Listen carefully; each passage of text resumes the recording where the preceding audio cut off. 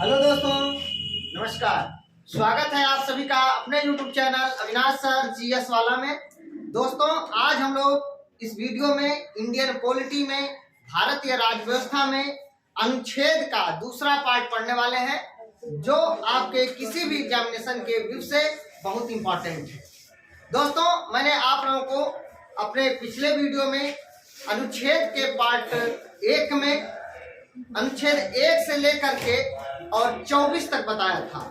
आज हम लोग इस वीडियो में 25 से लेकर के 47 तक पढ़ने वाले हैं। आइए दोस्तों, बिना देर के हुए हम लोग वीडियो की शुरुआत करते हैं। धार्मिक स्वतंत्रता का अधिकार। धार्मिक स्वतंत्रता का अधिकार कहां से कहां तक है? सबसे पहला प्रश्न तो यही पूछा जाएगा कि धार्मिक स्वतंत्रता का अधिकार कहां से कहां तक है। तो अनुच्छेद 25 से लेकर 28 तक है। अनुच्छेद 25 से लेकर 28 तक धार्मिक स्वतंत्रता का अधिकार है। अब देखिए अनुच्छेद 25 में क्या है कि देश का कोई भी व्यक्ति किसी भी धर्म को मान सकता है और उसका प्रचार प्रसार कर सकता है। देश का कोई भी व्यक्ति, कोई भी नागरिक, कोई भी धर्म को मान सकता है और उसका प्रचार प्रसार कर सकता है। यह अनुच्छेद 25 में दिया गया है। और दूसरा क्वेश्चन यहीं पे समझ लीजिएगा, जो सिख लोग कृपण वगैरह अपने पास रखते हैं, वो भी रखने का अधिकार अनुच्छेद 25 में है। सिखों को कृपण रखने का अधिकार, सिखों को कृपण रखने का अधिकार किस अनुच्छेद में है? 25 में है, ये याद रखिएगा। आगे बढ़ते हैं 26। 25 में है तो धर्म को मान सकते हैं और उसका प्रचार प्रसार कर सकते हैं, लेकिन 26 में तुरंत कह दिया है कि भैया उसका प्रबंधन भी कर सकते हैं, उसका देख रेख भी कर सकते हैं। जब प्रचार प्रसार करेंगे, धर्म को मानेंगे, उसके बाद उसका प्रबंधन भी करिए, उसका देख रेख भी करिए। 26 में तो धार्मिक कार्यों के प्रबंधन की स्वतंत्रता है अनुच्छेद 26 में। 25 और 26 पढ़ लिए तो 27 भी थोड़ा देख लेते हैं। 27 में क्या है? 27 में है कि कोई भी व्यक्ति अगर जो अपना पैसा अपना जो भी रखा है वह किसी धर्म के नाम पर रखा है, किसी धार्मिक चीजों पर खर्च करने के लिए रखा है, तो उस पर टैक्स नहीं देना पड़ेगा।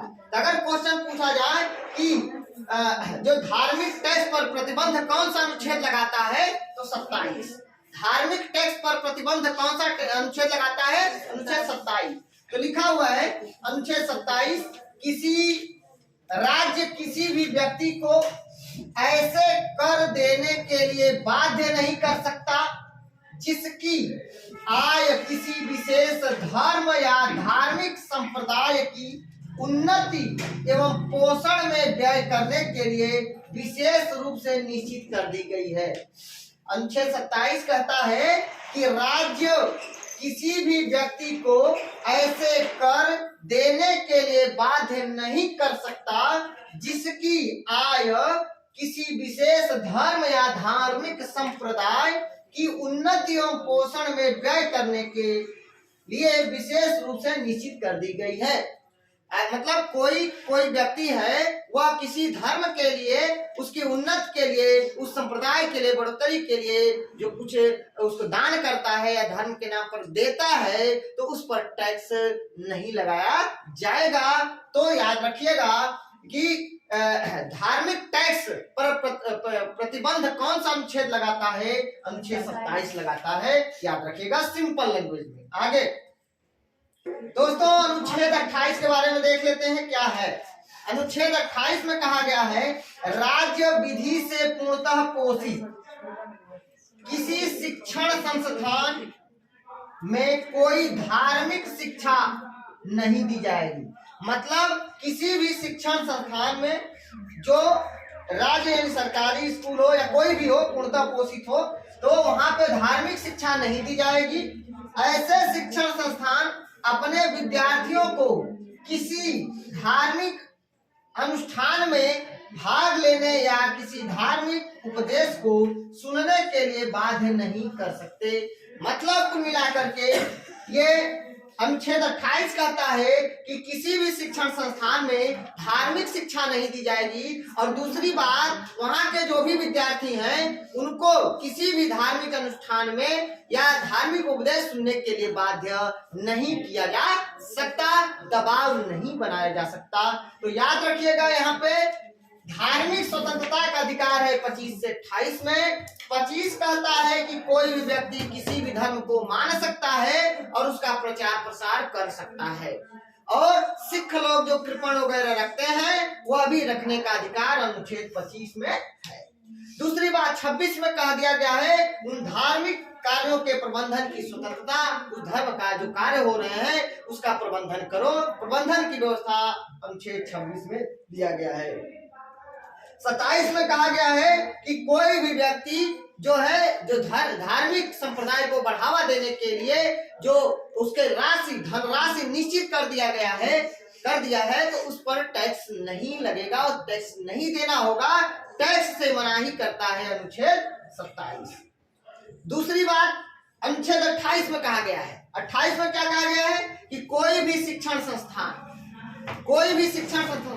जो है धार्मिक शिक्षा नहीं देगा, और वहां के जो भी विद्यार्थी होंगे उनको किसी भी धार्मिक अनुष्ठान में भाग लेने के लिए बाध्य नहीं किया जा सकता, और उसको कोई धार्मिक उपदेश भी सुनने के लिए बाध्य नहीं किया जा सकता। ये 25 से 28 तक है। चलिए, संस्कृति एवं शिक्षा संबंधी अधिकार अनुच्छेद 29 और 30 में है। 29 और 30 में संस्कृति एवं शिक्षा संबंधी अधिकार है, अल्पसंख्यक वर्गों से संबंधित है। अल्पसंख्यक वर्ग से तात्पर्य है जिसकी संख्या कम हो, अल्प हो। तो आते हैं, देखते हैं अनुच्छेद 29, अल्पसंख्यक वर्गों के हितों का संरक्षण। सबसे पहला यही आपसे क्वेश्चन पूछा जाएगा, अल्पसंख्यक वर्गों के हितों का संरक्षण किस अनुच्छेद में है? तो अनुच्छेद 29 में है। उनके हितों की रक्षा करना, अल्पसंख्यक जिनकी संख्या कम है उनके हितों की रक्षा करना अनुच्छेद 29 में दिया गया है। अनुच्छेद 30 क्या कहता है? अल्पसंख्यक वर्गों के शिक्षण संस्थान की स्थापना करना, उनके प्रशासन करने की व्यवस्था, ये सब अधिकार दिया गया है अनुच्छेद 30 में। तो 29 और 30 आपको मोस्ट इंपॉर्टेंट है, याद रखिएगा।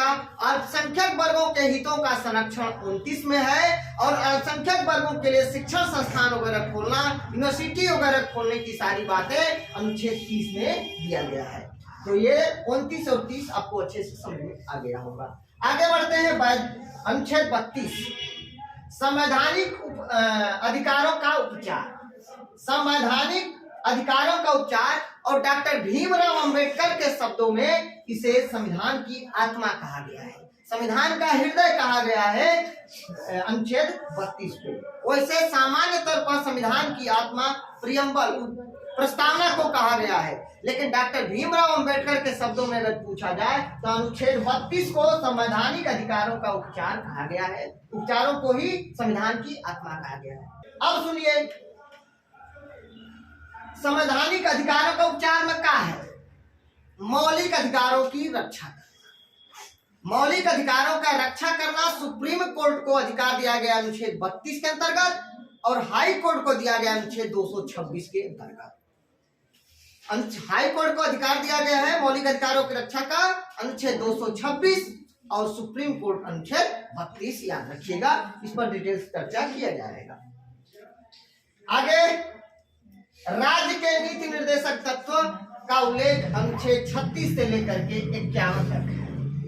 अनुच्छेद 36 से लेकर के 51 तक है राज्य के नीति निर्देशक तत्व। ये आयरलैंड से लिया गया है। चलिए देखते हैं 36 में क्या है भाई? राज्य की परिभाषा। क्वेश्चन पूछा जाएगा, राज्य की परिभाषा किस अनुच्छेद में है? तो 36 में है। राज्य की परिभाषा राज्य का नीति निर्देशक तत्व के अंतर्गत आता है। 38 पढ़िए, लोक कल्याणकारी राज्य का उल्लेख किस अनुच्छेद में है? सामाजिक व्यवस्था का उल्लेख किसमें है? 38 में है। देखो, कल्याण में अड़ा आ गया, 38 में अड़ा आ गया, तो आपका भूलेगा नहीं, याद हो गया। कल्याणकारी राज्य का उल्लेख किस अनुच्छेद में है? 38 में है। बहुत ही इंपॉर्टेंट है। 39A जो आपको मोस्ट इंपॉर्टेंट आपको याद करना है, जो बार बार पेपर में पूछे जाते हैं, उसी अनुच्छेद को मैं बता रहा हूँ। जो तुम उसे तो 450 से अधिक अनुच्छेद है, पूरा याद करना मुश्किल है, इसलिए जो इंपॉर्टेंट है उसी को मैंने लिखा है, उसी को बता रहा हूँ। चलिए, अनुच्छेद 39A क्या कहता है भाई? स्त्री और पुरुष सभी नागरिकों को जीविका का साधन उपलब्ध करने का अधिकार है, प्राप्त करने का अधिकार है। मतलब कोई भी स्त्री और पुरुष हो, देश का नागरिक है, तो उसको अपनी जीविका चलाने के लिए ठीक है, उसको व्यवस्था दिया जाएगा, साधन उपलब्ध कराया जाएगा। ठीक है, तो ये 39A कहता है सभी नागरिकों के लिए, चाहे स्त्री हो या पुरुष हो, सबको रोजगार देने की बात करता है। कौन करता है? 39A। और दूसरा, समान न्याय और निःशुल्क विधिक सहायता, बहुत इंपॉर्टेंट है।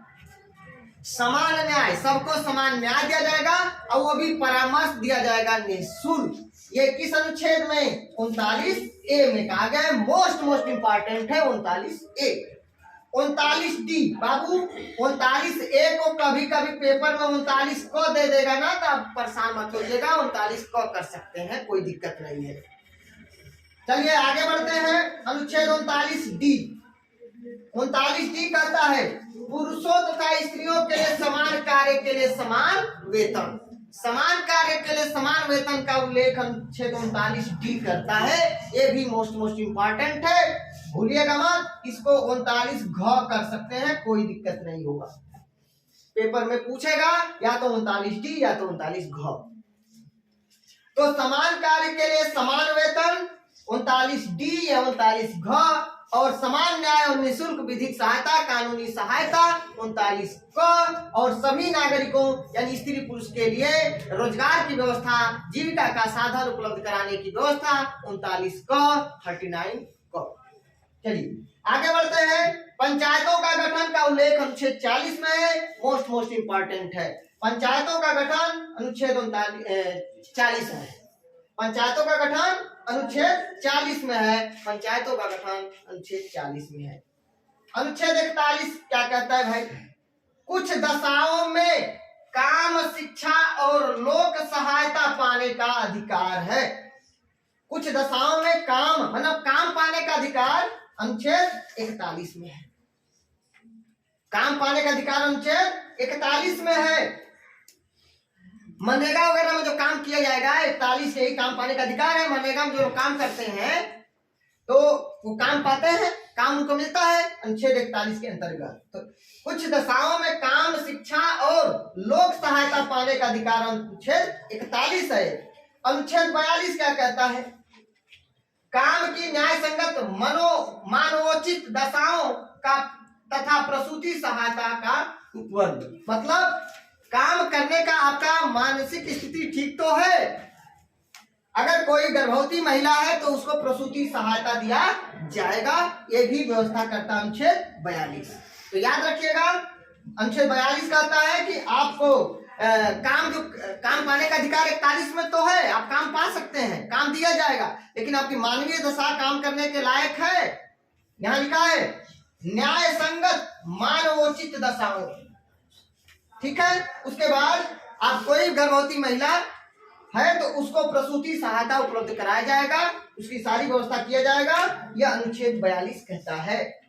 अनुच्छेद 43 सिंपल में उसे 43 बोल दिया जाता है, 43 उसका शुद्ध है 43। आगे बढ़ देखते हैं 43। कर्मकारों के लिए निर्वाह मजदूरी एवं कुटीर उद्योग को प्रोत्साहन देना। कुटीर उद्योग को प्रोत्साहन देना अनुच्छेद 43। 43A क्या कहता है? 43A उद्योगों के प्रबंधन में कर्मकारों का भाग लेना।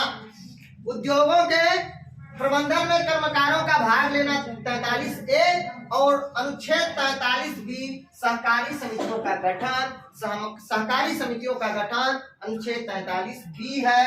43B है। समान नागरिक संहिता अनुच्छेद 44। समान नागरिक संहिता अनुच्छेद 44। अनुच्छेद 44 में क्या है? समान नागरिक संहिता है। मतलब यह गोवा में लागू है अभी, सभी व्यक्तियों के लिए समान कॉमन सिविल कोड। चलिए, तो अनुच्छेद 44 में समान नागरिक संहिता, डायरेक्ट ऐसे ही क्वेश्चन पूछा जाएगा। समान नागरिक संहिता का उल्लेख किस अनुच्छेद में है? 44 में है। सहकारी समितियों का गठन किस अनुच्छेद के अंतर्गत किया जाता है? 43A, 43A। कुटीर उद्योगों को प्रोत्साहन देना किसमें है? 43 में है। चलिए, 45 अनुच्छेद 45 क्या कहता है? शैशवावस्था यानी जो बाल्य रूप होता है 6 वर्ष से कम, यानी 1 से 5 वर्ष, यानी 6 वर्ष से कम आयु के बच्चों को शिक्षा का प्रबंधन करना, शिक्षा देना, ये अनुच्छेद 45 के अंतर्गत किया गया है। शैशवावस्था की देखरेख करना, शैशवावस्था जैसे आंगनबाड़ी हो गया एक तरह से, तो प्रारंभिक ये शैशवावस्था की देखरेख अर्थात 6 वर्ष से कम आयु के बच्चों का शिक्षा प्रावधान अनुच्छेद 45 करता है। और 6 से 14 वर्ष की आयु के बच्चों को निःशुल्क और शिक्षा का व्यवस्था अनुच्छेद 21A करता है। 86वां संविधान संशोधन 2002 के अंतर्गत। अनुच्छेद 46 क्या कहता है भाई? अनुसूचित जाति यानी SC, अनुसूचित जनजाति मतलब ST और अन्य दुर्बल वर्गों के लिए शिक्षा और अर्थ संबंधी हितों की अभिवृद्धि। मतलब जो SC ST हैं और दुर्बल वर्ग के लोग हैं, जो कमजोर वर्ग के लोग हैं, उनके लिए शिक्षा का व्यवस्था और कुछ धन अर्थ की व्यवस्था ये करना इस सरकार का दायित्व है। यह अनुच्छेद कहता है 46। SC ST के लिए, कमजोर वर्गों के लिए आर्थिक सहायता करिए और उनके शिक्षा की व्यवस्था करने का जो है ये संवैधानिक अधिकार दिया है अनुच्छेद 46। तो वही लिखा है, अनुसूचित जाति, अनुसूचित जनजाति और अन्य दुर्बल वर्गों के लिए शिक्षा और अर्थ संबंधी हितों की अभिवृद्धि। 47 क्या करता है भाई? 47 पोषाहार स्तर और जीवन स्तर यानी स्वास्थ्य संबंधी को ऊंचा करने और लोक स्वास्थ्य का सुधार करने का राज्य का कर्तव्य है। अनुच्छेद 47। पोषाहार का व्यवस्था किसमें आएगा? अनुच्छेद 47। डायरेक्ट क्वेश्चन ऐसे ही पूछा गया है कि किस अनुच्छेद के अंतर्गत राज्य का कर्तव्य है पोषाहार स्तर और जीवन स्तर को, स्वास्थ्य स्तर को ऊंचा करने का? 47। तो बहुत अच्छे से समझ में आ गया होगा। एक बार हमारे साथ आप लोग रिवाइज कर लीजिए। चलिए, अनुच्छेद 25 से 28 धार्मिक स्वतंत्रता का अधिकार कहां से कहां तक है? 25 से 28 तक। अनुच्छेद 25 में क्या कहा गया है? कोई भी व्यक्ति कोई भी धर्म को मान सकता है, उसका प्रचार प्रसार कर सकता है। तो बताइए, कोई व्यक्ति किसी भी धर्म को मान सकता है, उसका प्रचार प्रसार कर सकता है, या कौन सा अनुच्छेद कहता है? 25। सिखों को कृपण रखने का अधिकार कौन सा अनुच्छेद देता है? 25। धार्मिक कार्यों का प्रबंधन कौन सा अनुच्छेद? 26। धर्म का प्रबंधन 26। धर्म का प्रबंधन 26। और टैक्स रहित यानी जो है धार्मिक टैक्स का पर रोक लगाता है कौन सा अनुच्छेद? 27। ठीक है। किसी भी शिक्षण संस्थान में धार्मिक शिक्षा नहीं दी जाएगी और वहाँ के विद्यार्थियों को किसी अनुष्ठान में भाग लेने के लिए बाध्य नहीं किया जा सकता। कौन सा अनुच्छेद कहता है? 28 मना करता है कि कोई भी शिक्षण संस्थान का कोई भी विद्यार्थी को धार्मिक संस्थान में, धार्मिक कार्यों में, धार्मिक अनुष्ठान में भाग लेने से के लिए बाध्य नहीं किया जा सकता। संस्कृति एवं शिक्षा का संबंधी अधिकार कहां से कहां तक है? 29 से 30 तक, यानी 29 और 30 में है। अल्पसंख्यक वर्गों के हितों का रक्षण, अल्पसंख्यक वर्गों के हितों का संरक्षण अनुच्छेद 29। और अल्पसंख्यक वर्गों के लिए शिक्षण संस्थान, यूनिवर्सिटी वगैरह खोलने और उनके प्रशासन की व्यवस्था कौन सा अनुच्छेद करता है? 30। शिक्षण संस्थानों की स्थापना और अल्पसंख्यक वर्गों के प्रशासन की सारी व्यवस्था करता है अनुच्छेद 30। संवैधानिक अधिकारों का उपचार कौन सा अनुच्छेद है? 32। मौलिक अधिकारों का संरक्षण सुप्रीम कोर्ट किस अनुच्छेद के अंतर्गत करता है? 32 के अंतर्गत करता है। और 226 के अंतर्गत हाई कोर्ट यानी प्रत्येक राज्य के हाई कोर्ट को यह अधिकार है कि मौलिक अधिकारों की वो रक्षा कर सकता है, मौलिक अधिकारों के हितों की रक्षा कर सकता है। चलिए, राज्य के नीति निर्देशक तत्व कहां से लिया गया है? आयरलैंड से। राज्य के नीति निर्देशक तत्व का उल्लेख कहां से कहां तक है? 36 से 51। अनुच्छेद 36 से लेकर 51 तक। अनुच्छेद 36 में राज्य की परिभाषा दिया गया है। राज्य की परिभाषा का उल्लेख किस अनुच्छेद में है? 36 में। लोक कल्याणकारी राज्य का उल्लेख किस अनुच्छेद में है? 38 में। 38 में अड़ा तो कल्याण में भी अड़ा है, तो 38 हो गया। स्त्री और पुरुष सभी नागरिकों को जीविका का साधन उपलब्ध कराने की व्यवस्था कौन सा अनुच्छेद करता है? 39A या 39 क। समान न्याय और निःशुल्क विधि सहायता कौन सा अनुच्छेद करता है? 39A या 39 क। चलिए 39D, पुरुषों तथा स्त्रियों के लिए समान कार्य के लिए समान वेतन कौन सा अनुच्छेद है? 39D। 39D, पुरुषों तथा स्त्रियों के लिए समान कार्य के लिए समान वेतन 39D। चलिए पंचायतों का गठन कौन सा अनुच्छेद? 40। कुछ दशाओं में काम, शिक्षा और लोक सहायता पाने का अधिकार कौन सा अनुच्छेद? 41। क्या आपकी काम पाने का अधिकार, शिक्षा पाने का अधिकार, लोक सहायता यानी लोक सहायता पाने का अधिकार कौन सा अनुच्छेद है? 41। आपकी काम पाने के लिए मानवीय दशा और प्रसूति सहायता का उल्लेख किस अनुच्छेद में है? 42 में है। डायरेक्ट ये मनोवांछित न देकर के डायरेक्ट क्वेश्चन ऐसे पूछ सकता है कि प्रसूति सहायता किस अनुच्छेद में है?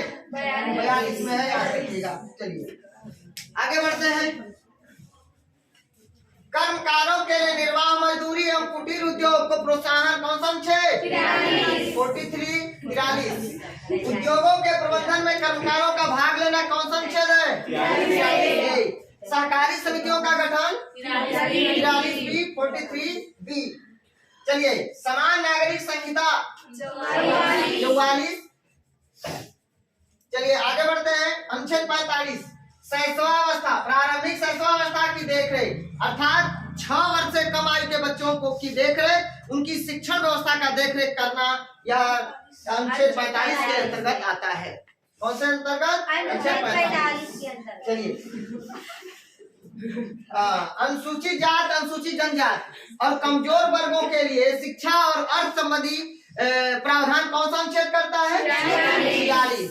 और पोषाहार, पोषण स्तर यानी पोषाहार और जीवन स्तर, स्वास्थ्य से संबंधित जो है सुधार राज्य का एक कर्तव्य है। यह कौन सा अनुच्छेद कहता है?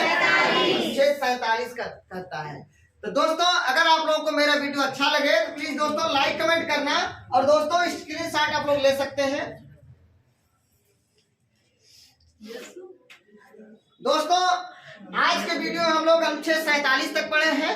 कल के वीडियो में मैं आपको अनुच्छेद 48, 49, 50 और 51 पढ़ाऊंगा, और 51 से संबंधित जितने विभाग हैं A, B, C, D, E, F, G, H, ये सारे पाठ को मैं कल कराऊंगा। और परसों के वीडियो में आपको राष्ट्रपति से संबंधित सभी अनुच्छेद मिलेंगे, उपराष्ट्रपति से संबंधित अनुच्छेद मिलेंगे। दोस्तों एक एक करके मैं आपको अच्छे से समझाते हुए चल रहा हूं। और अगर आप लोगों को मेरा वीडियो अच्छा लगे प्लीज दोस्तों लाइक कमेंट शेयर करके मुझे सूचित जरूर करना, और मेरे वीडियो में किसी प्रकार का कोई कमी नजर आए तो मुझे सूचित जरूर करना, मैं इसको सुधार करने की कोशिश करूंगा। मिलते हैं नेक्स्ट वीडियो में, तब तक के लिए नमस्कार, धन्यवाद।